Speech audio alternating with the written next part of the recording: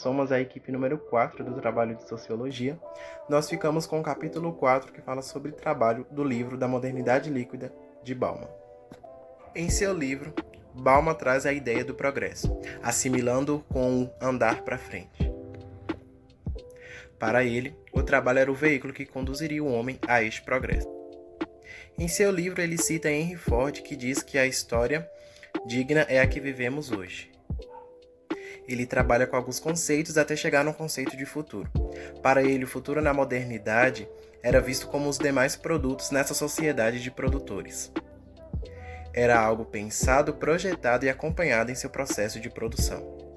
O trabalho na modernidade sólida era considerado exatamente aquilo que era construído no futuro. As bases do futuro seriam os produtos de intenso trabalho feito no presente, a quem é confiado o progresso, pois este, por sua vez, é uma maneira de entender que o presente é capaz de criar o futuro. Segundo Bauman, o progresso não é uma qualidade histórica, mas sim uma autoconfiança, uma fé no futuro. Essa noção relaciona duas ideias, a de que o tempo está do nosso lado, temos tempo para mudar as coisas, e a de que nós somos capazes de fazer acontecer. No entanto, o problema é que não há um poder supremo, uma agência controladora que nos diga o que temos que fazer para atingir o progresso. Não existe uma fórmula mágica, nenhuma receita. É como Bauman mesmo disse, a nossa experiência é semelhante à dos passageiros que descobrem, lá no céu, que a cabine está vazia. O progresso não é uma medida temporária que leva imediatamente ao alcance de uma sociedade perfeita, aquela que não precisa de mais nenhuma mudança, mas sim um desafio, uma necessidade perpétua e talvez sem fim. Portanto, o progresso não é um destino, é o caminho, é a evolução constante. Na modernidade líquida, a noção de progresso foi individualizada, não é mais uma questão coletiva. São homens e mulheres individuais que, às suas próprias custas, deverão usar individualmente o seu próprio juízo e seus recursos para elevar-se a uma condição mais satisfatória em busca da evolução. Como o futuro não é 100% previsível, mas sim feito de suposições, a noção de progresso também foi reduzida a pequenos méritos alcançados dia após dia, a cada episódio. Pois a vida é uma sucessão de episódios em que cada um deve ser calculado separadamente, pois tem seu próprio balanço de perdas e ganhos. Um exemplo de totalidade que condensava diversos fenômenos era a Terra, na visão pré-industrial da riqueza. Ela colocava dentro de si ela própria aqueles que a cultivavam e a aravam. A riqueza só passou a ser vista no braço dos seres humanos quando a Grã-Bretanha, a terra que iniciou essa visão, destruiu todo o seu campesinato e fez com que os seus cultivadores ficassem ociosos sem nenhum senhor, já que não havia terra para trabalhar. A ordem que nasce junto à nova visão de trabalho na sociedade industrial é construída, ou seja, não é obra do acaso, mas ela tenta ser autoconsciente. E quando ela percebe que o trabalho é a fonte de toda a riqueza, essa obra que é estruturada na razão tenta extrair o máximo dele. A extração máxima de trabalho é vista no modelo de fábrica fordista, onde o mito de que Henry Ford aumentava os salários dos seus trabalhadores para que eles comprassem os carros que fabricavam encobre o verdadeiro motivo dessa ação, que era com esse aumento diminuir a rotatividade em sua empresa, que causava atraso na produção e perca de dinheiro.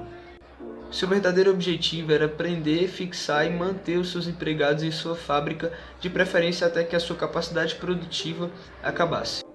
Esse modelo gera uma relação face a face de trabalho e capital. Segundo Bauman, essa relação era até mesmo complementar, para além de comportar embates permanentes, já que os empregadores tinham que continuar, eles precisavam continuar comprando o trabalho e mantendo o proletariado empregado.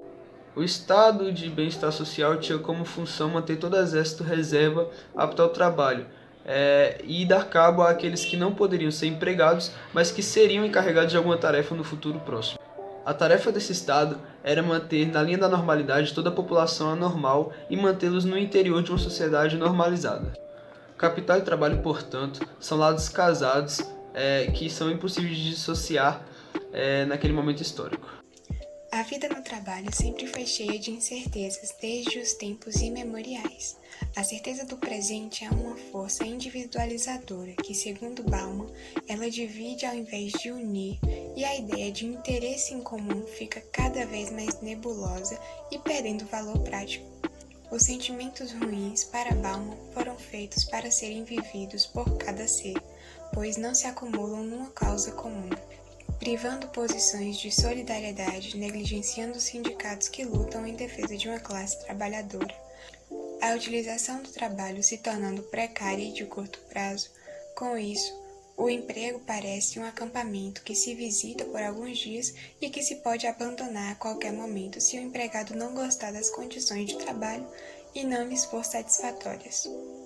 Assim, com todos esses laços fracos e relações liquefeitas, dispersas e espalhadas da modernidade, não implicam diretamente no divórcio, mas influenciam no advento do capitalismo, que é marcado pelo enfraquecimento dos laços que prendem o capital ao trabalho. Desta forma, o casamento foi deixando de ter toda a sua importância e foi se transformando no viver junto e na coabitação, e tudo isso influenciou a relação de casamento, a deixando mais superficial e líquida. Com isso, as pessoas em busca do isolamento, fechando-se apenas em seu próprio mundo, são remotamente controladas. Em seu livro, Balma traz reflexões acerca da procrastinação. Cras, em latim, quer dizer ao amanhã. Crastinus quer dizer o que pertence ao amanhã. E a palavra procrastinar significa pôr alguma coisa entre as coisas que pertencem ao amanhã. Procrastinar significa não tomar as coisas como elas vêm, não agir segundo a sucessão natural de coisas. Na modernidade, procrastinar é manipular as possibilidades de presença de uma coisa, deixando, atrasando e adiando seu estar presente, mantendo-a à distância. Foi na modernidade que a procrastinação surgiu como algo cultural, derivando o tempo vivido como uma peregrinação, movimentando-se e se aproximando de um objetivo. Para Balma, o tempo presente é falho incompleto, porque precisa de sentido e valor. A coisa mais importante deixada de lado no ato da procrastinação tende a ser o fim da mesma. Para Balma, o princípio que fundou a sociedade moderna foi o adiamento da satisfação. Para Max Weber, esse adiamento resultou em modernas invenções espetaculares e frutíferas, como o acúmulo do capital e a ética do trabalho. Esse adiamento mantém o produtor a serviço do consumidor. Devido à sua ambivalência, a procrastinação baseia-se em duas linhas opostas. Uma linha leva à estética do consumo e outra à ética do trabalho. Desta forma, a procrastinação é como uma faca de dois gumes,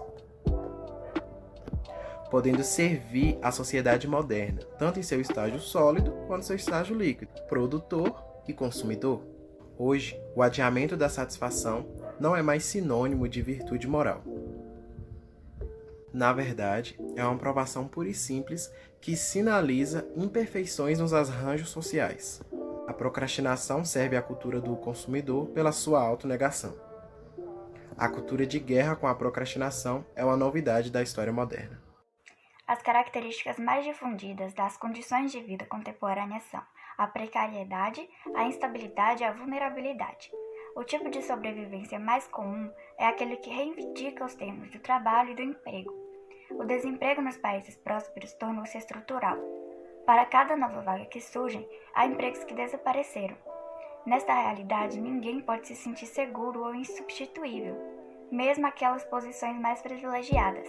Por isso, a satisfação instantânea parece ser uma estratégia razoável. As oportunidades devem ser aproveitadas agora, ou serão perdidas. Agora é a palavra-chave para a estratégia de vida. Os laços humanos e parcerias são tratados como coisas a serem consumidas e não produzidas. Quando o prazer obtido não corresponde ao esperado ou a novidade acaba, se entra com a ação de divórcio. Não há razão para continuar com um produto envelhecido, em vez de procurar por um novo. A percepção do mundo com seus habitantes como itens de consumo faz dos relacionamentos duradouros algo extremamente difícil. É a relação entre a consumização no mundo precário e a desintegração dos laços humanos. Segundo Alain Pierre Pitt, a característica mais importante e constitutiva da sociedade é a confiança em si mesmo, nos outros e nas instituições. Sem uma das três, as outras duas constituintes entrariam em colapso. Não há enfrentamento sem confiança. Se os empregados lutam pelos seus direitos, é porque confiam no poder e nas empresas. Há uma ligação entre o colapso na confiança e o enfraquecimento da vontade de engajamento político e ações coletivas. Projeções futuras raramente acontecerão em que não tenha o pé firme sobre o presente.